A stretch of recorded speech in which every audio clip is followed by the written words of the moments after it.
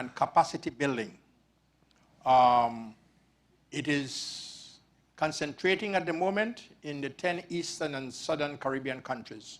However, we are also moving in other areas to get that program extended into the Jamaica, Haiti, Bahamas, and Belize.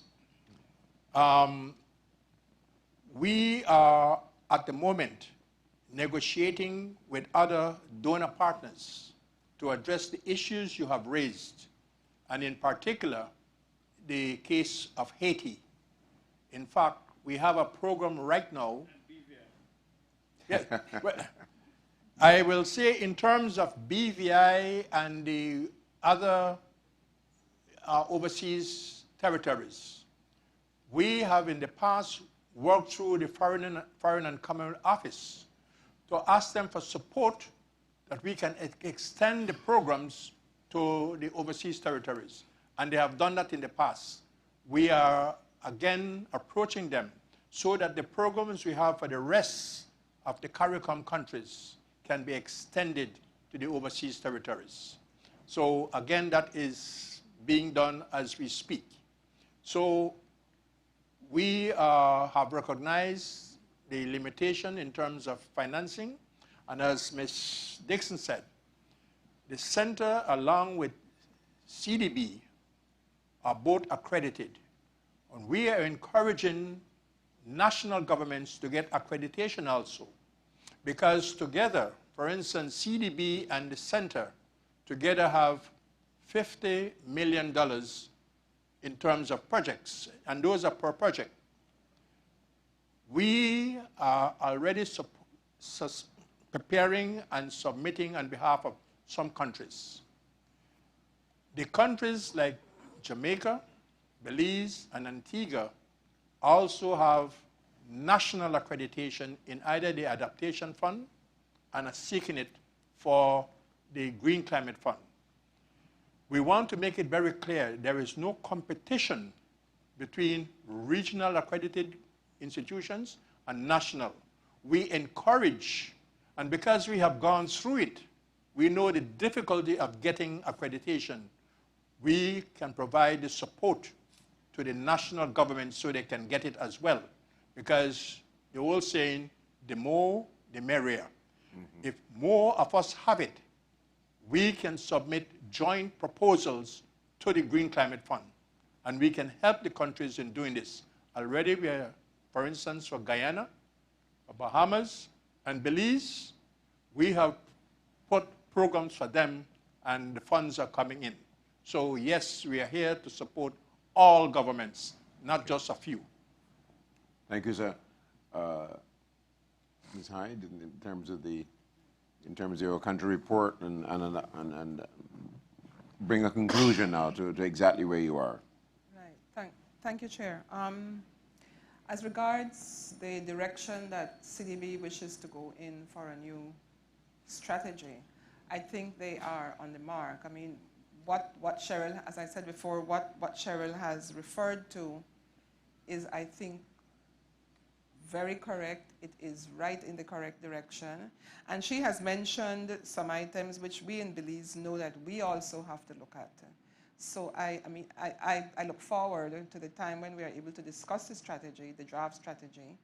And I really can't add in terms of what Cheryl has talked about already. I really can't add anything more. I wanted to comment on what the minister said, however, about information sharing, which I think is critical. I learned today about the CIMH and what it is doing. I can't talk about the 5 Cs because 5 Cs is in Belize. And Dr. Leslie has said to me and to my colleagues on more than one occasion, you all are not using us enough. You have to come around more. We have invited him to come and speak to the chief executive officers, which he has done, and he has shared some information. But I think continuous information sharing is very, very important. For instance, the whole matter of CIMH and the short-term projections which you are doing, I will share this. And I go back to the example of the north of the country and the sugarcane industry, where there is drought, And there are at also certain times excessive rain events. So that sort of information that you are generating, that sort of data which you are generating and analysis would be very useful to us. So I have to underscore what you've just said about information sharing, Minister. Thank you. Good. So Cheryl, you get the last word. Well, finally, what is very encouraging to hear from our representative foreign member countries on the panel that we're certainly headed in the direction that makes sense for them as client countries. But also to reiterate that the bank is committed to vigorously pursuing, as we said earlier, concessionary resources to support climate action in our borrowing member countries.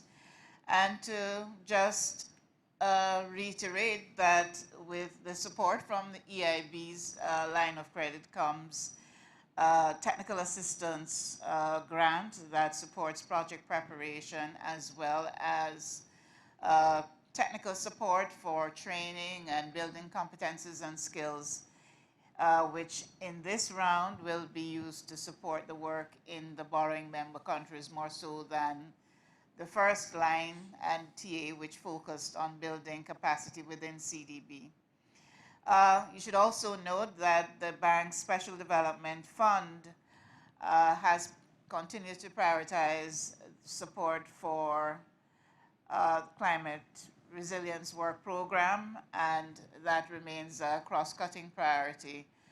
Under the fund for the next 4 years, we have a small set-aside of resources that we can use to provide technical support, not just to Group 3 countries, but to all borrowing member countries.